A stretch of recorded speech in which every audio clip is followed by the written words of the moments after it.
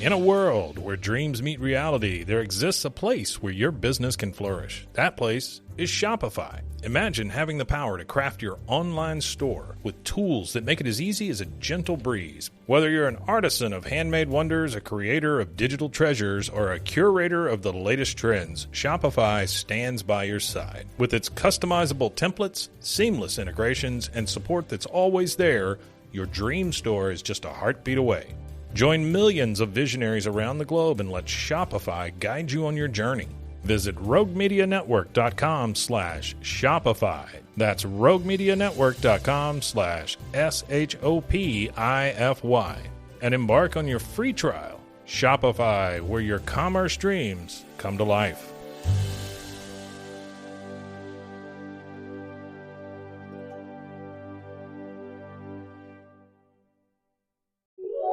This is a Rogue Media Network podcast.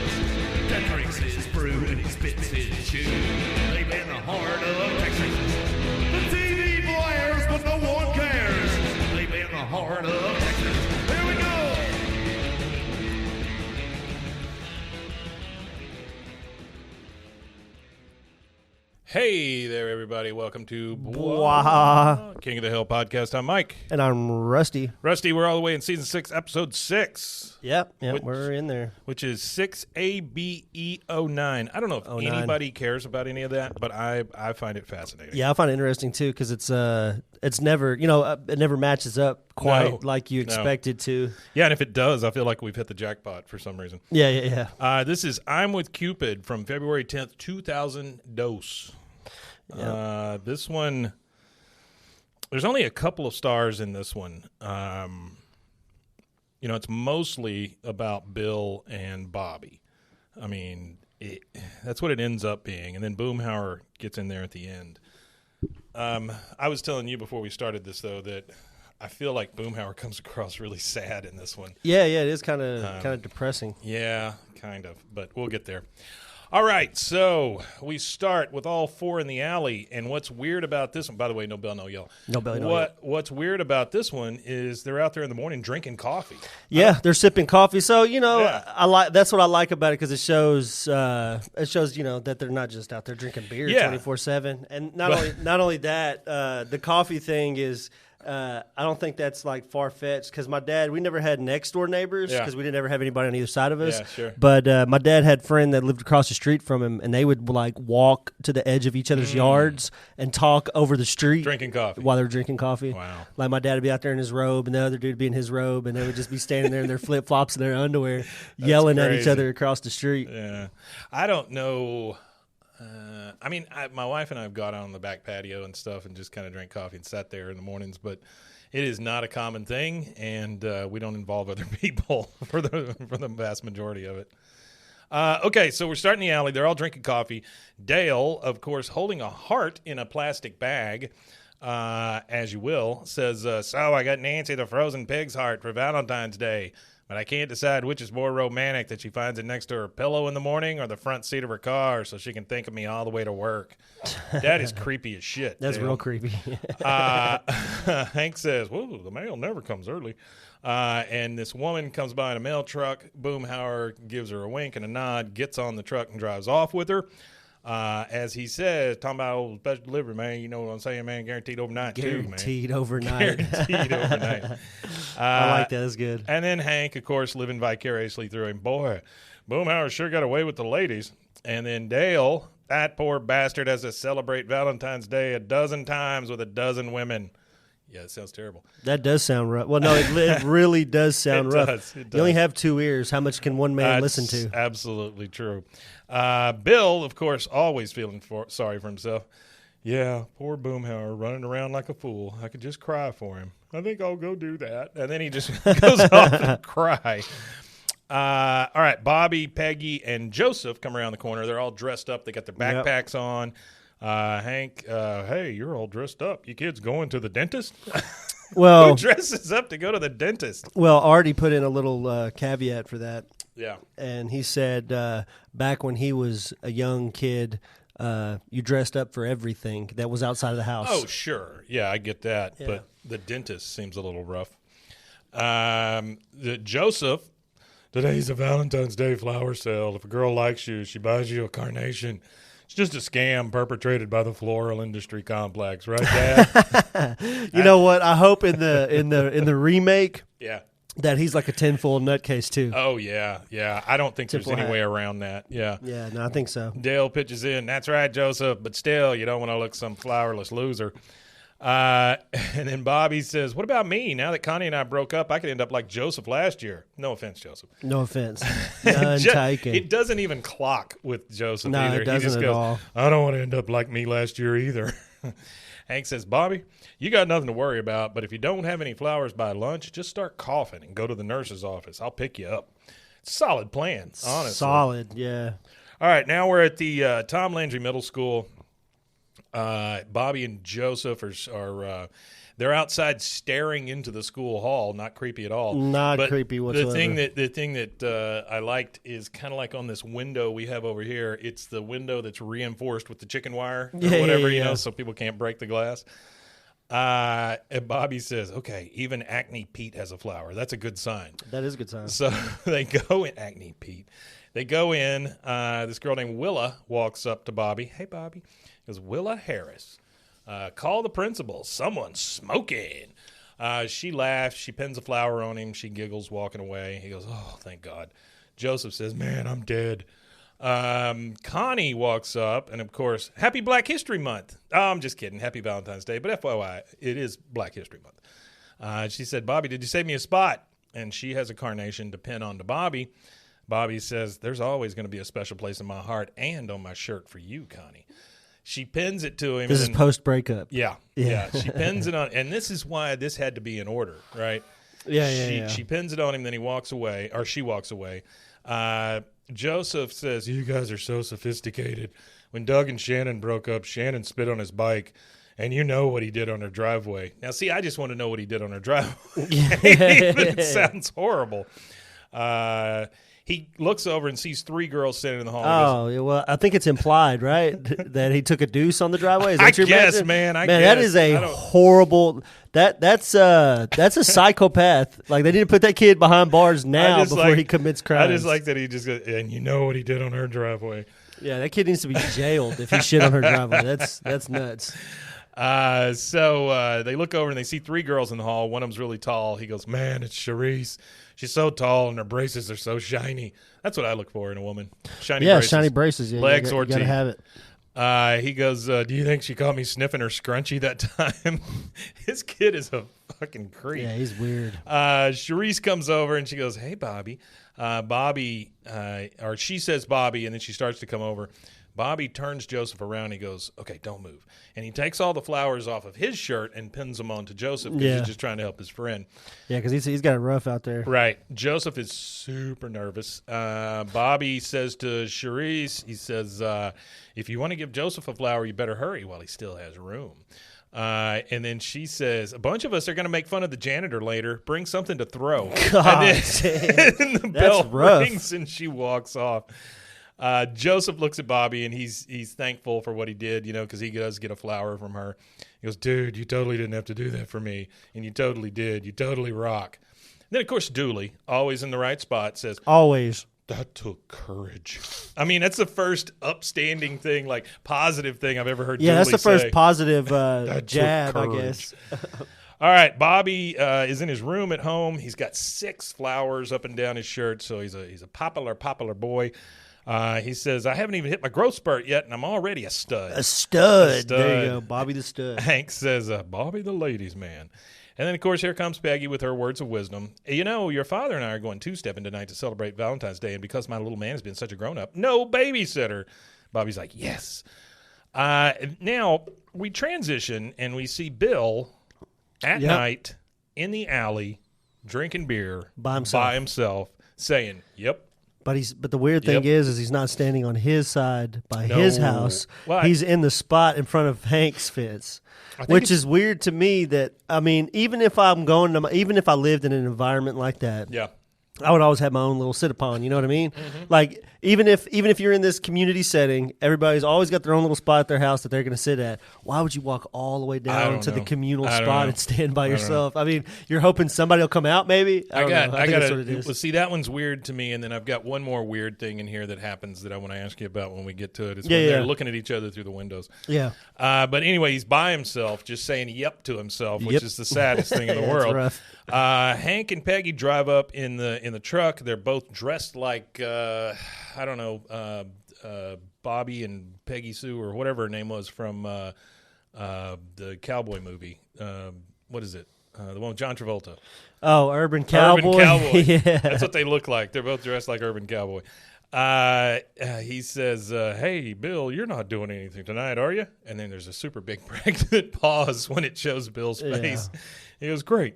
We're leaving Bobby alone for the first time. You think you could check in on him, make sure everything's okay? He goes, can do. And he starts to take off, and Peggy's like, Bill, not now. She says, in a while, and don't let him know we even asked you, even if it makes you feel important. Oh, God. What a gross thing to say. That's tough. He runs off kind of giggling to himself.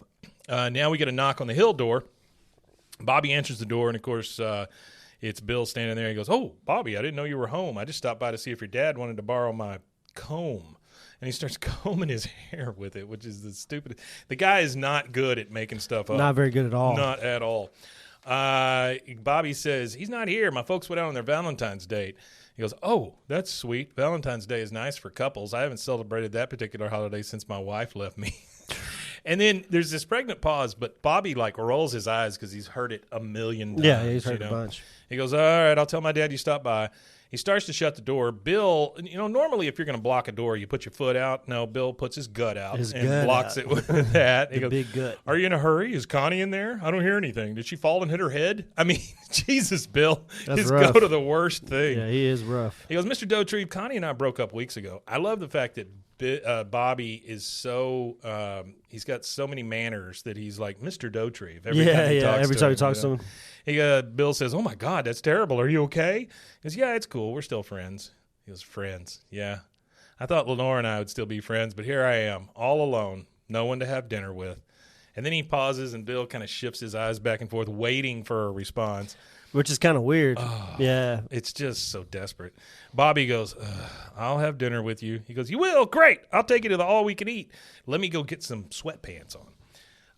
Which I think we've addressed the fact that he wears sweatpants to an all-you-can-eat place before. That's not bad, though. I mean, because you just keep filling up. By Bobby, that's right up Bobby's alley going to a place like that. Oh, it's a good deal for Bobby. Yeah, absolutely. Can't say no to all-you-can-eat. Now, they do go to Cooligans restaurant. Cooligans. Come on down to Cooligans. No spit guards, baby. We've never heard of. But, okay, so this one. Yeah, I just imagine they have no spit guards. It's a no spit guard facility. No spit guard.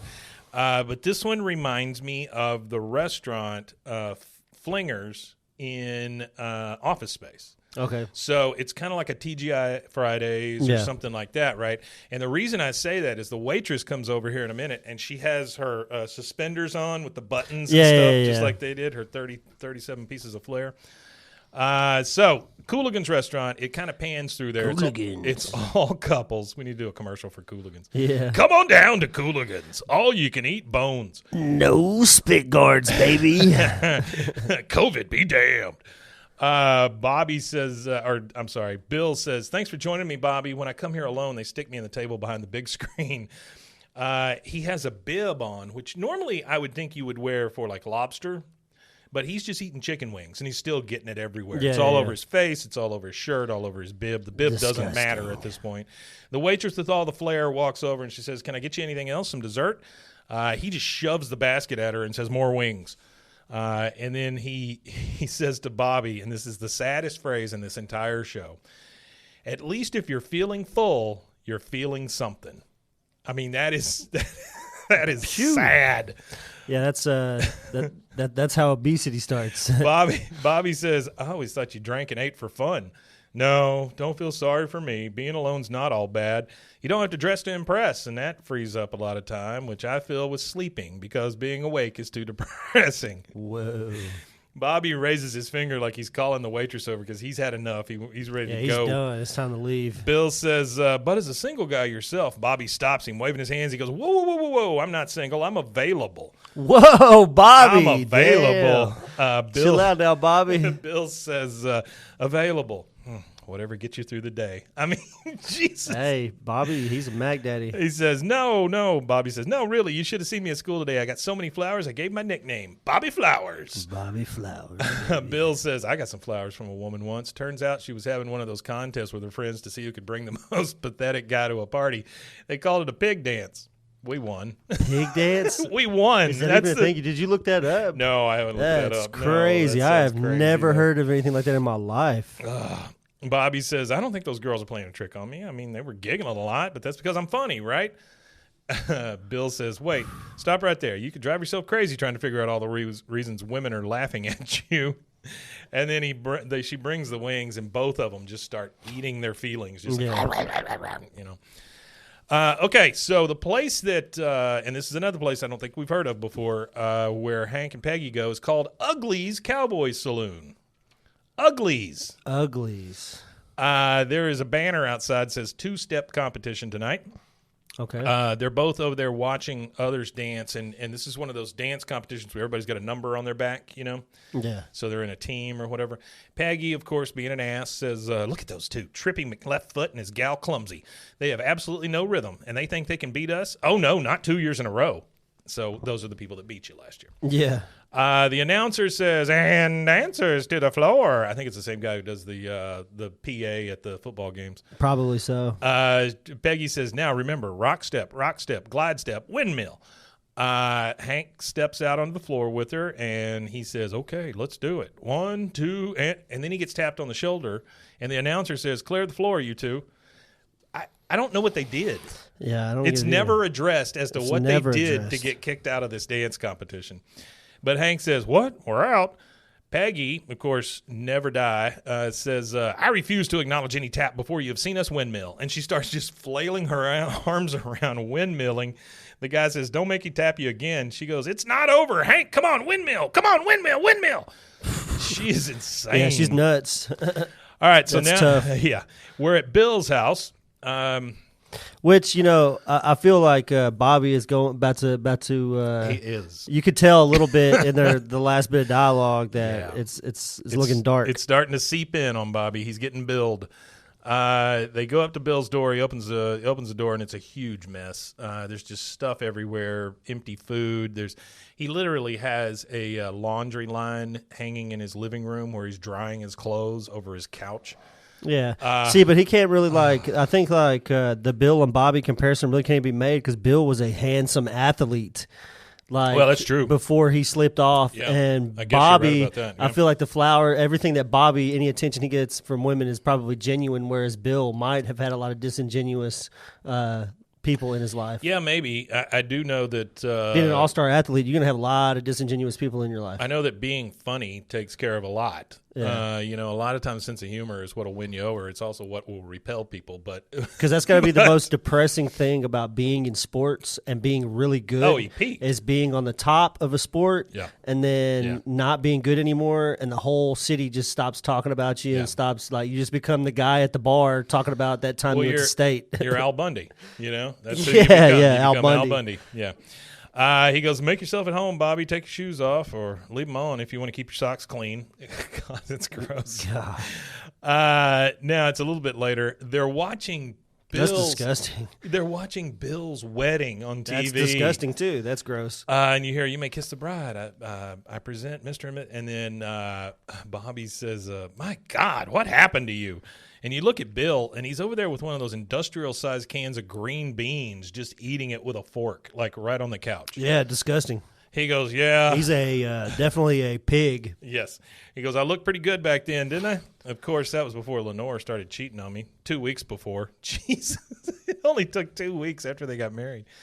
He starts crying. Bobby says, yeah, but you can meet someone else, like on the internet. You can use your old picture. He goes, no. What are the odds of me finding another beautiful, classy lady passed out in my lap at a Molly Hatchet concert?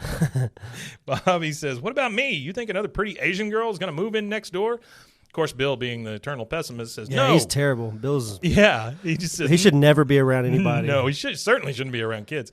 He goes, no, you get one chance at love, and if you screw that up, you're going to be alone forever. And then Bobby is just like super sad also. So Bill has done his best Bill. Okay, a little bit later, we see notes and pictures of Bobby and Connie. They're all laying on the floor. Bill is laying on the floor next to him. He's got a giant tub of chocolate ice cream he's been going through. He's just got it all over him, which that's one thing about Bill. At least just get the food in your mouth. Yeah, or just don't eat in front of people. Oh, it's always on him. Bobby says, what about this one? Dear Bobby, I'll love you forever, Connie.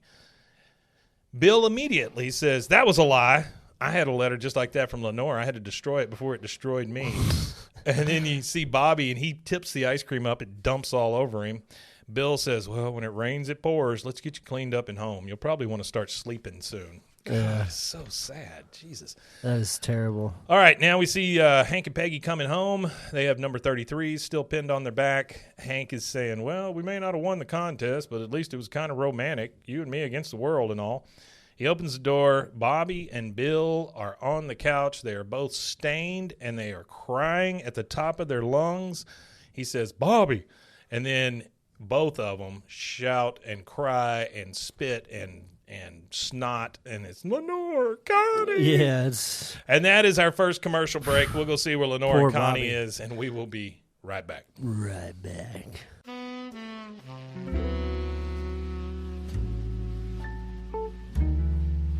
Ned Hillsdale, a hard-drinking, foul-mouthed ex-cop turned private detective in the city of Chicago. He lives dangerously, loves intensely, and drinks harder than anyone. The very things that got him kicked off the force now make him the city's best detective. Set against the low rumble of sad jazz and the hum of underground crime, Ned Hillsdale, Private Detective, is available anywhere you get your podcasts and at roguemedianetwork.com.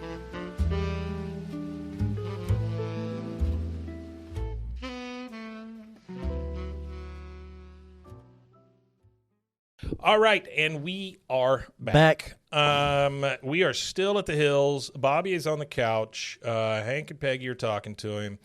Hank says, why are you moping about Connie? You were just fine when it ended. If I remember correctly, the breakup was mutual. Bobby says, it was the last thing we did together. Hank says, Bobby, you'll find somebody else. Mr. Dauterive didn't. And then, of course, Peggy. The only thing you need to know about Bill Dauterive is to stay away from him. Everything that man touches and turns to Bill. That's awful. Bobby says, can I sleep with you guys tonight? Peggy says, Hank? He said, nope. I mean, it's just automatic. Nope. Next day, Tom Landry Middle School lunch. And Bobby is sitting there, and he's down to about 19 different chocolate milks. So he's drinking his problems away with chocolate milk.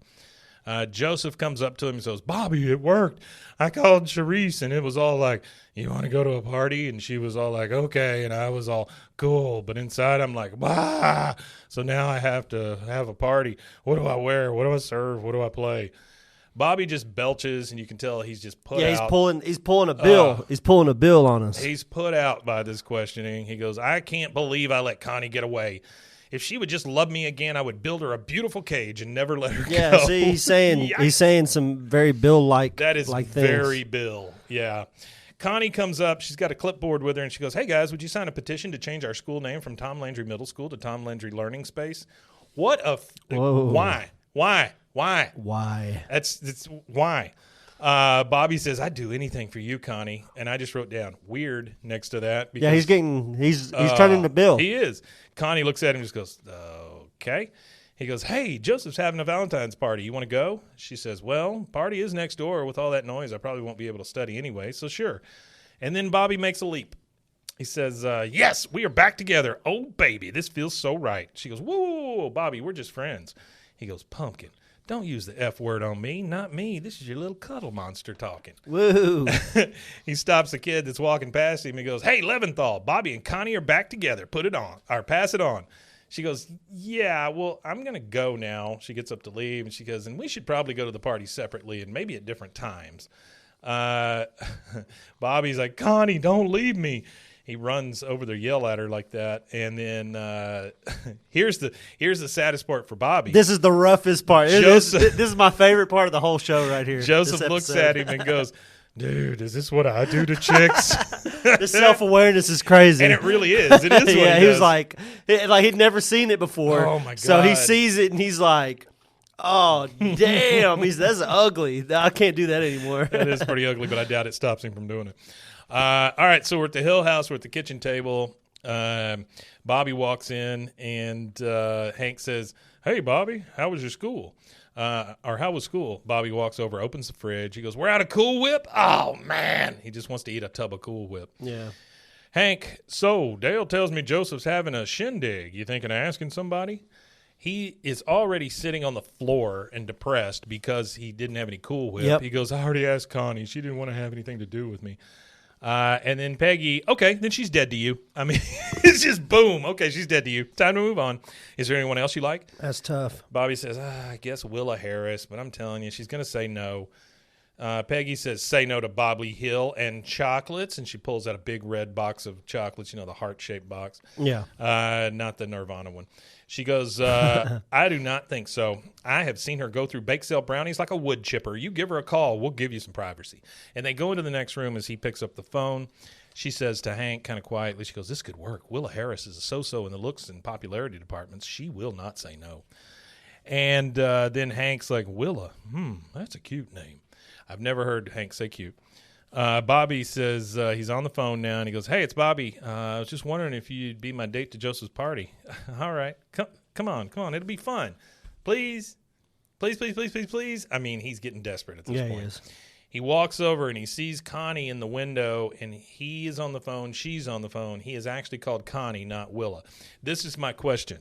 He's in the kitchen talking on the phone. How can he see into Connie's room? You see what I'm saying? Yeah. I don't know how you would see. Okay. I think that's a continuity issue.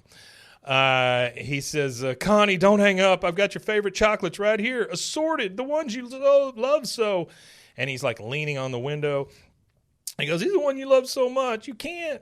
Why can't you love me the way you love these assorted chocolates? And he rips his shirt open like Streetcar Named Desire. That's when he does the draws on his chest. He goes, I'm sweet on you, Connie. And he rubs the chocolate hard on his chest, just making a big That might be heart. even lower than Joseph even. God, that might be way lower than even Joseph. It may be Joseph. lower than Bill. Yeah, it might be lower than Bill. He goes, maybe not. We're gonna take that he goes, back. Connie, I'm your little candy man. And then she hangs up, closes the blinds. That's And he's disgusting. just like, no. And he slides down the glass, and you just hear that, as he slides down. Yeah, the but it chocolate's leaves the the- chocolate yeah. heart on the window. Okay, a little later, we see a top shot, and we can see a bunch of kids going into Joseph's house for the party. And then next door, Bobby is taking the trash out. Of course, Bill's in the alley by himself. You hear, oh, it's going to be really good. Come on, let's go. All this stuff from the kids. Yeah. Bobby's taking out the trash, and Bill's there, and he goes, hey, Bobby, I got to tell you, you're not going to find happiness in there. I've tried. Jeez, Bill. He goes, I'm not supposed to talk to you, Mr. Dotree. My mom gave me this whistle in case you start giving me advice. They gave him a rape whistle for Bill? That's in crazy. case you start giving me advice. That's crazy. He starts to blow the whistle, and he sees Connie and friends go by, and a girl whispers, Connie, check out Bobby. And he goes, ugh. And then Bobby stutters. He goes, Connie? Bill, of course, is talking to him. He says, you still miss her, don't you? My only regret with Lenore is that I didn't make that one last grand romantic gesture to win her back. Bobby, of course, has an idea. Mm-hmm. Bill has given him this idea. He goes, wait, so maybe it's not too late for me? He goes, it's not. He goes, maybe I don't have to end up like you? He says, you don't. And then he runs off, and he goes, all right. He runs off. And then Bill digs through confidence instilled. Yeah. Yes, and then Bill digs through the trash and pulls out the chocolate and starts eating it right there. Which is disgusting. Now we're at Joseph's party. Things are about to get weird. Joseph is talking to the tall girl, and he says, one time in math class, my Joseph voice. One time in math class, I chewed an eraser off my pencil and threw it at the back of your head. She goes, that was you? He goes, yeah. Cool. Yeah. Hey, Dad. And it pans over to Dale and Nancy, and they're just making out like hot and heavy in the middle of this kids' party. Yeah, real awkwardly. It's so stupid. And he goes, not now, Joseph. I'm rounding first base here. The moment's ruined. And so they stop. Bobby is sneaking through the bushes out front. You can see him kind of sneaking up. And then he rings the doorbell. They go to open the door. There's Bobby, dressed like freaking Cupid. With his big belly hanging out, and he goes, who wants to fall in love? Cupid is here. And it just pans across, and everybody is just super and it got real sick real quick. Oh, he goes, he's got one arrow left, and it's going straight into Connie Sousa Newfoundland's heart. He shoots, hits her right in the eye. She says, Al, Dooley, of course, being right there at the time, you shot her in the eye. Shot her in the eye. I like Dooley. I love Dooley. Oh, yeah, he's great. She pulls the suction cup arrow off of her eyeball. She goes, oh, gross, you licked it. And then she runs off. Joseph That is kind of gross. Oh, it is gross. That's really gross. Shooting somebody in the eye with your spit. You remember those, though? Yeah, like I remember the those. Suction cup things? Ugh. They still got those kids' toys out there. The little, you go to the flea market, they got them in those little Indian packs or Native American packs, or the cowboys and stuff like that. Cowboys and other people. Joseph comes up to him and goes, what are you doing? You're ruining my party. He goes, what? You wouldn't even be having this party if it wasn't for me. You'd just be sitting alone going, dude, I'm like, so come on. And they start pushing him out the front door. He goes, come on, watch it. You're pulling off the wings. Let go. He runs back in. He grabs a hold of the couch with all of his might. He's just grabbing it with his fingers. They start pulling him off. They pry his fingers up, and they throw him over the fence, which is kind of rough. Yeah. And Hank and Peggy are sitting there out back. He goes, Bobby. And then Bill, of course, watching this whole thing, says, well, Bobby, it's better than wondering. What if? And then you see Bobby just kind of get up and start pulling up his diaper. That is the second commercial break. We'll take that, and we'll be right back.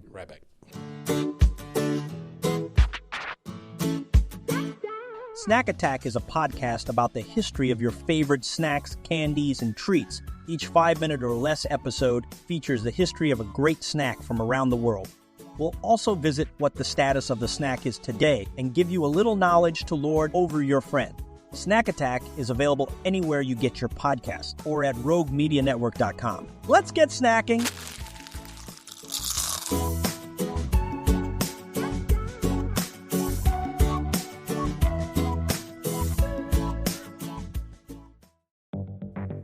Step into the unexpected with Cultastic, or How to Start a Cult Without Really Trying.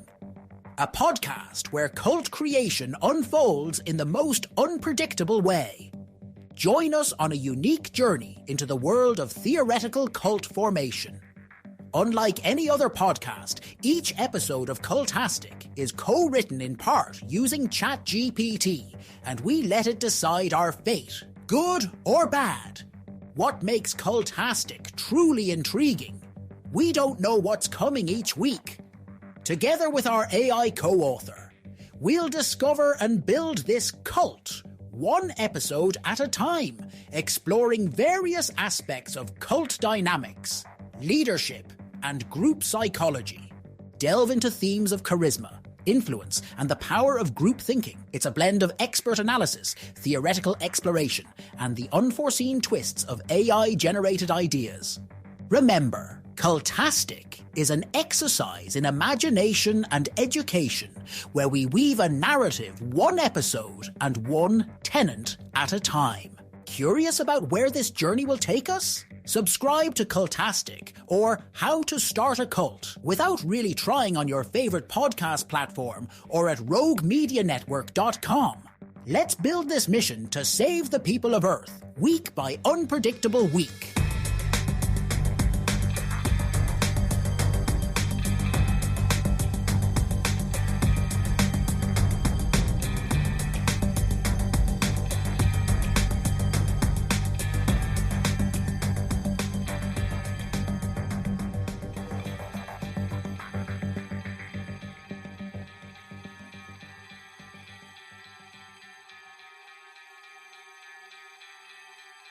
All right, and we are back. Rusty with his squirt. Me with just some water. Grapefruit soda. Soda. When I was working in construction, doing construction. Squirt. The Hispanic guys that I worked with, they would drink water like all day, and then they would drink like a squirt to kind of give them, like, I guess, the electrolytes and sugar and stuff around lunchtime. Sure. So they would always drink those at lunch, and I'd never had one before, so I'd grabbed a can off Squirt's of one guy, good. and it was real good. Yeah. And they also taught me about electrolyte drinks. I didn't really know about those. They have them in the stores that they're kind of like chalky almost. I don't really like the. Really? They're not chalky. Not. I don't. So it's that's not like the Gatorade? texture. No, it's not like Gatorade. It's like some other electrolyte drink. Oh, you're talking about those little bitty ones? No, they're big. Oh. They taste like Pedialyte, but they're not Pedialyte. They They're also something have else. those little ones that have a little foil top on them, but they're like they're gut microbes or whatever. Oh yeah, no, these you weren't buy gut those in, like, a microbes. 12-pack They were or just. something. It was just like flavored. It's like a flavored electrolyte drink. Huh. It's not like Gatorade though. It's like completely different. It doesn't have like a lot of sugar and stuff. Remember in what it was called? No, I can't remember what it's Oh, called. They were okay. in the, like, I call them like pharmaceutical. Is it like a Mexican drink? Is it? Yeah, they had was it had Spanish on the Okay. on the Okay. container. Huh. Huh.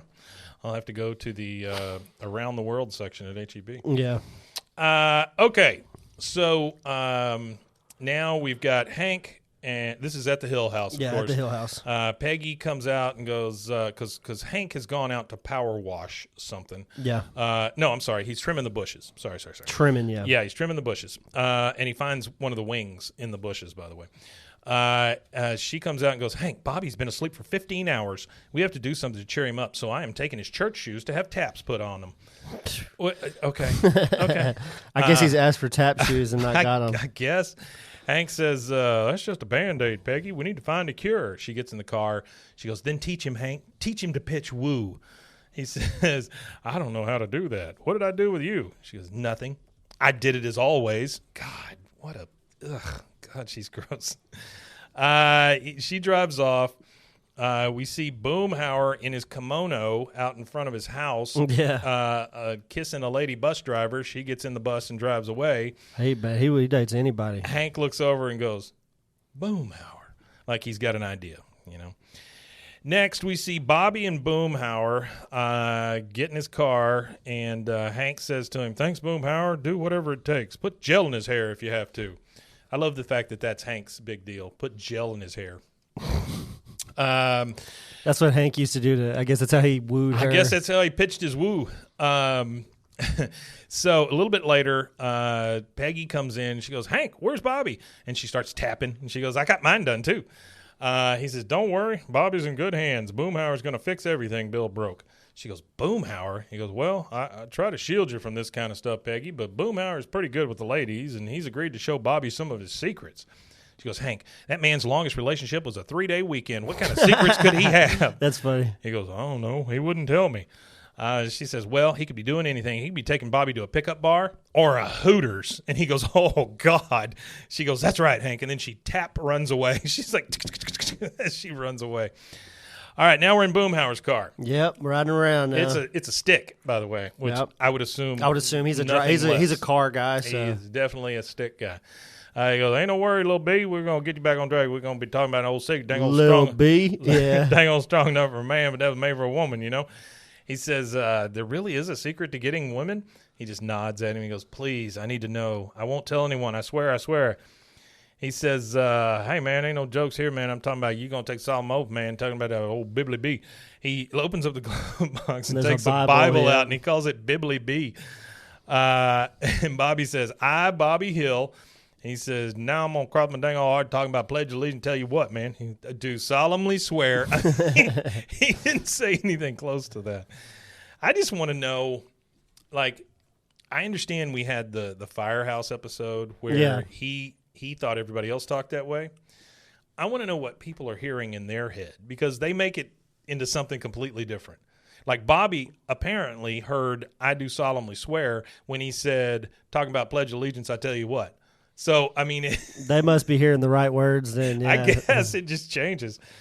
All right, so Hank and Peggy are freaked out. They're driving around looking for him. She goes, we should have given Bobby a pager. He might have become a drug dealer, but at least we'd always know where he is. All right. Which is great. That's funny. Bobby and Boomhauer pull up and get out at Shelwyn's, which I can only assume is a Mervyn's. It's like a Mervyn's. Like a clothing store. Come on, man. You're talking dang old fishing magician, man. Talking about dang old ta-da. And Bobby says, what are we doing at Shelwyn's? I thought you were going to show me lady secrets. And there's a big banner up that says designer shoe sale. And he goes, mm-hmm. All right, now we get inside of Shelwyn's. Lots of ladies. Yeah, we get to see how depressing that his situation really is. There's lots of ladies. It's, of course, in the shoe department. And you see him. He goes, hey, man, you just watch old big dog. You learn, man. He goes up to a lady, leans in. He says, hey, pretty lady, why don't you talk about how maybe I could call you sometime? Lady says, yeah, I don't think so. And she just walks off. He goes right over to another lady. Hey, pretty lady, talking about might give a call sometime. She goes, oh, please. And she leaves. He goes to another lady. He goes, hey, baby, you know what I'm talking about? You look good on your feet. You look better in my bed. I talking about give me them digits, man. She goes, why don't you go home and take another cologne bath? And she goes away. Bobby says, you just got blown off 3 times. He goes, yeah, so? And then he picks up a shoe and he tries to put it on this lady's foot. She goes, ow, it doesn't fit. He goes, yeah, man, maybe I'll show you a little size boom. She goes, you don't work here. Get away from me. And she says, get away from my feet. And then she runs off. Boomhauer, boy, you out of there. Yeah, man.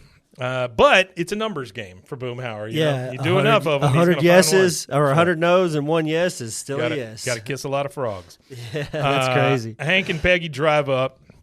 Hank looks This isn't even womanizing. No. It kind of takes the whole allure out of what Boomhauer is right here. You think he's a womanizer, but no, it's just sad. He's just yeah. He's a good-looking enough guy that it's going to work, one time out of 100. Yeah. And that's what he bases it on. Hank and Peggy drive up. Hank goes, yeah, that's Boomhauer's car. Yep. He always takes 2 spots. And it shows his car, and he's parked sideways across 2 spots. And then we see Boomhauer. He's getting the number from a lady. And she's writing it on his hand. He goes, yeah. He goes up to Bobby and goes, yeah, man, check it out. She went and entered my dang old Palm Pilot and shows his hand. Which I thought was a pretty good joke too.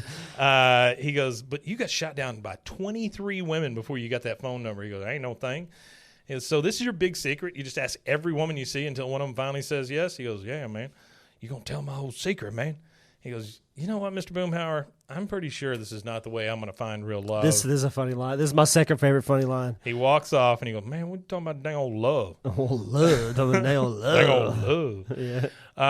All right, now we see Hank and Peggy are running around looking for Bobby and Boomhauer.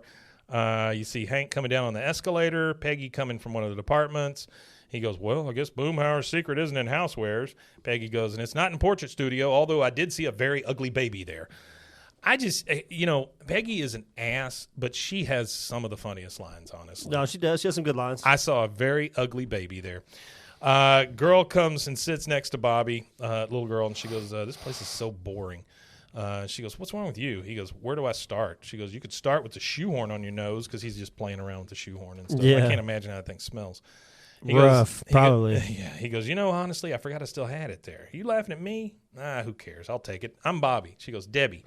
He goes, Debbie with an I-E or Debbie with a Y? Girl says, Y. He goes, Y with a Y or Y with a Y? She laughs. I don't even know what that means. They see Bobby and Boomhauer. Hank says, there he is. Okay, so I got to take it back. This is the funniest line to me. Okay. She goes, it's always the last place you look, because after that, there's no reason to keep looking. Well, yeah. Absolutely. Okay, got it. Yeah, got it. 10-4, good buddy.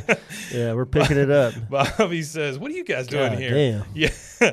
She goes, we're buying shoes? And then she shouts. She picks up a shoe and goes, excuse me, do you have these in a size 16.5? And Debbie thinks she's funny. She goes, your mom's funny, too. Bobby says, hey, you want to go wear hats and pretend we're mannequins? She goes, okay. And they walk off, which I thought was really cute. That's cute, yeah. Bobby comes up, hey, Peg, man, how you doing? I'm going to start buying shoes with my mom, man. You get Mother's Day coming up. She looks lovely in a Jimmy Choo, Hank looks over. He sees Bobby and Debbie. They've got hats on, and they're pretending to be mannequins. Yeah. This old lady's shopping in front of them. Bobby knocks her hat off from behind. The old lady looks around, and he's posing like a mannequin. They're laughing. He goes, look at my boy. Whoa, Boomhauer. He goes, sorry. He says, look at my boy. And then Boomhauer looks over. He sees a girl headed into the changing room. She gives him like a nod and a wink. And he's like, oh, it's on, and he's headed he's going to go, I guess, have sex in the changing room. Changing room. As he's walking over there, Hank goes, "Whoa, Boomhauer, that's the women's changing room. The men's is over there." You hear Boomhauer, "God dang it all, man." He goes, "Oh, don't mention it. I owed you for fixing up my boy." Got him, yeah. Hank the cock blocker. We see the credits, and then after that, we hear, "I'm your little candy man." Yep, that's it. That's it. That's a good one. That is season 6, episode 6 ABE 09. I'm with Cupid, 09. February 10th, 2002. You know what? Thank you guys for being here. We really appreciate it. Yeah, we do. Our numbers keep growing, and that's due to you. We appreciate all the support, all the folks that write in, leave messages, all that stuff. Remember, on these Monday episodes, you can get it video on YouTube or video on Spotify. Everywhere else, you can get the podcast, anywhere you get your podcast. If you can, please go over to Patreon and take a look. We've got a $3 tier that just helps us kind of keep the lights on, helps keep Rusty in squirts. Keeps the squirts going. You want to keep Rusty having the squirts. I guess we'll be here again next week. We've got a Friday episode coming up. That Ain't Right Friday. You want to tell them where they can find us otherwise? Yeah, you can find us at bwaaakoth.com, or you could go to roguemedianetwork.com/bwaaakoth. You can go to our patreon.com/bwaaa, and you can also email us at bwaaakoth@gmail.com. That's a lot. That is. Guys, seriously, thank you. We do appreciate you. We think of you as family. Artie, glad you're feeling better. Thanks for sending your stuff. I've also given Mike the sticker information. Did you get the sticker information? I did get the sticker information. Yep, we'll get that going this week.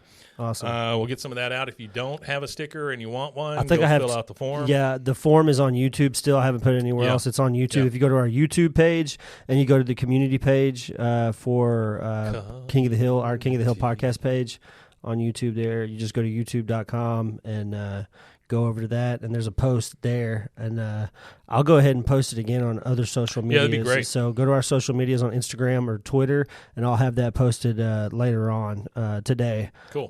Which is Sunday, so it'll be up. It'll be Monday by the time you hear this, but I'll have already put it up.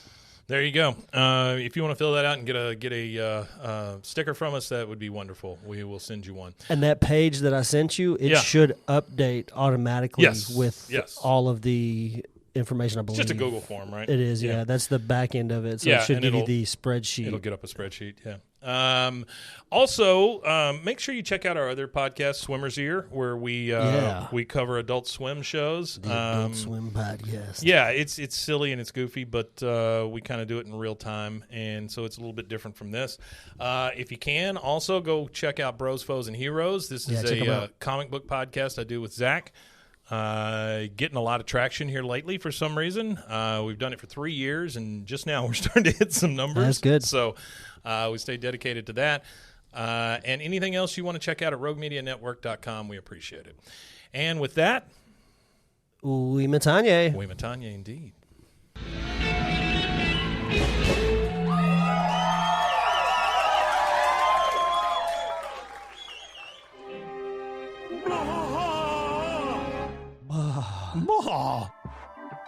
This has been a Rogue Media Network production.